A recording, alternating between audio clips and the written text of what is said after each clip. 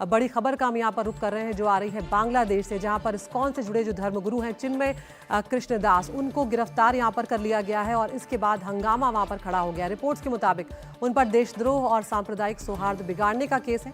चिन्मय प्रभु के सहायक आदि प्रभु के मुताबिक उन्हें ढाका के मिंटो रोड स्थित डीबी कार्यालय ले जाया गया। इसको लेकर इस्कॉन ने कहा है कि हमें परेशान करने वाली खबरें हैं कि चिन्मय दास को पुलिस ने हिरासत में लिया है और बांग्लादेश सरकार चिन्मय कृष्णदास को तुरंत यहाँ पर रिहा करे।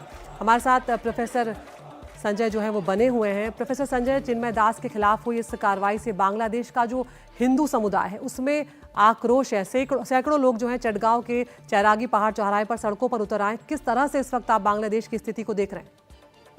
देखिए, निश्चित रूप से आपने माइनॉरिटी कम्युनिटीज़ और हिंदू समुदाय की बात की। एक असंतोष बांग्लादेश में चल रहा है और जिस तरीके से उनके जो धार्मिक स्थल है या उनके जो अपने लीडर्स हैं, खासकर जिस आपने चिन्मय दा की बात कही, वो निश्चित रूप से ये जो इस्कॉन है उसकी वॉइस थे बांग्लादेश में। उनको एक बहुत बड़ा समर्थन था और उन्होंने पिछले कुछ महीने जब प्रोटेस्ट जब ये शेख हसीना को सत्ता से हटाया, उसके बाद उन्होंने एक डेमोन्स्ट्रेशन, एक रैली निकाली थी और उसमें उन पर सेडिशन का केस लगाया। जो सेडिशन का केस लगाने वाले सिर्फ 18 लोगों में उन पे सेडिशन का केस लगाया। तो निश्चित रूप से एक वॉइस है जो माइनॉरिटी कम्युनिटी वॉइस है, जो माइनॉरिटी के अधिकारों को प्रोटेक्ट करती है, उसको दबाने का प्रयास इस सरकार के माध्यम से किया जाता है। लेकिन मैं एक और बात आपको यहाँ पे शामिल करना चाहता हूँ।